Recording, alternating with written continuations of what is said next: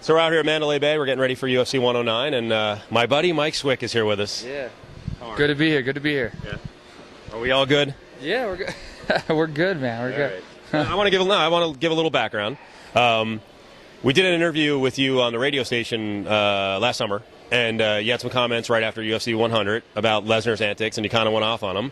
And then I wrote a story based on those comments.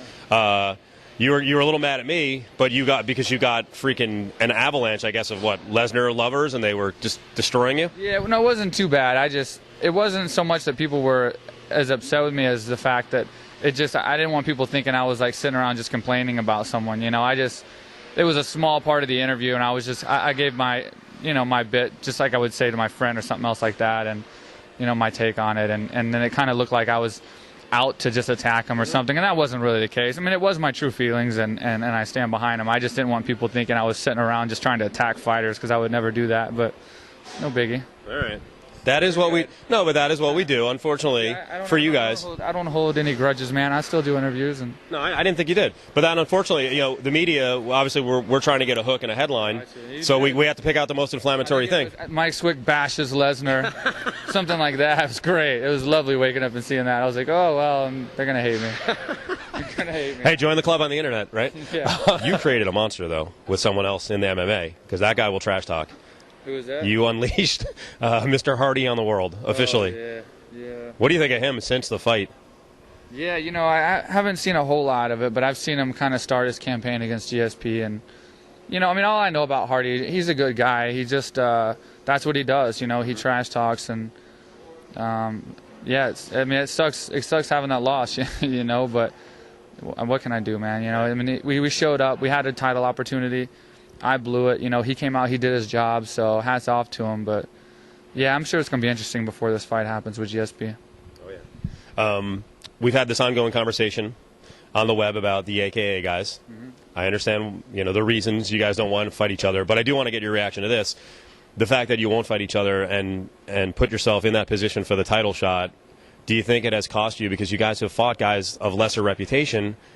And, in the case of Fitch, he almost lost to Pierce late. Obviously, you got derailed. It derailed Koss a little bit. So how do you kind of mesh that? I know you don't want to fight each other, but then you're actually helping guys make their names if they can beat you. Yeah, the thing is it's so much. The biggest thing is we just don't want to answer the question until it comes to a situation where, that's a possibility. I mean, right now, none of us are the champ.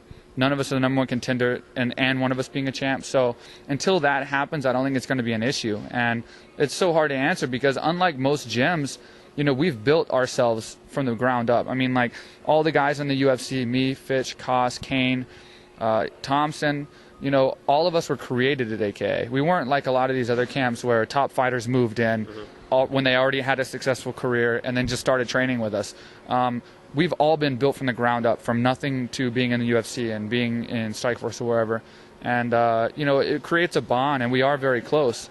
There's no right answer to that question. I mean, if we say we'll fight each other, then there's going to be all this tension in the gym when we don't even have a scheduled fight. Well, I would assume one of you, the guys who take the fight would want to have to leave, I would think, right? Exactly. And so we would have all this tension, like if we said that, and then if we say we don't want to fight each other, then the media says, well, y'all shouldn't be that way. Right. So it's kind of one of those things, we're just pleading the fifth until there ever becomes an issue. And if there ever becomes an issue where one of us is the champ and one's the number one contender, we'll for sure answer the question. There'll definitely be an answer. But right now we're just using each other for training, and it's been fantastic. We beat each other up all the time.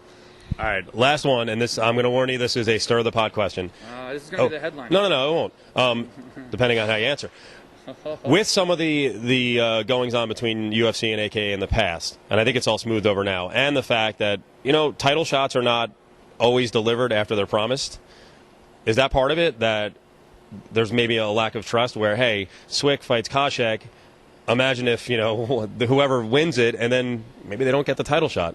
Or are you guys cool with UFC now? I don't see them even asking us to fight each other unless one of us is the champ and one's the number one contender. I mean, there's so many welterweight fighters out there, and there's so many matchups. So I don't see that happening until one of us becomes the champ. So, I'll say when one of us becomes a champ, because it's going to happen. Right. I mean, there's three of us. It's got to happen, right? When one of us becomes a champion, and then another one of us is a contender, that's when I think that's going to get brought up. I don't think it's going to be like a elimination type fight like me and Hardy had at all. Right. You guys play poker together, or are they kind of poker REITs, or are you the only poker player? I'm the only poker player at the gym. Yeah. Me and Buffer plays. So Koshek's the best singer, though. I saw him with what the hell's the name of the, I'm blanking on the name of the group. I write about him all the time. Steel Panther. Steel Panther. Yeah. I think he's DJing too or something now. Right? Yeah, he's all DJ Josh E.K. He's going to be on Jersey Shore next. Yeah, he's all over the place. I never know what that guy's doing. Sometimes I read his Twitter and I'm just shocked. And I spend more time with that guy than most people. And yeah, he's always into something. So it's interesting. He's interesting, and I can't wait for this fight with Daly. It's just the banter, the pre-fight banter. They couldn't have picked two greater personalities to clash. So I can't wait for that.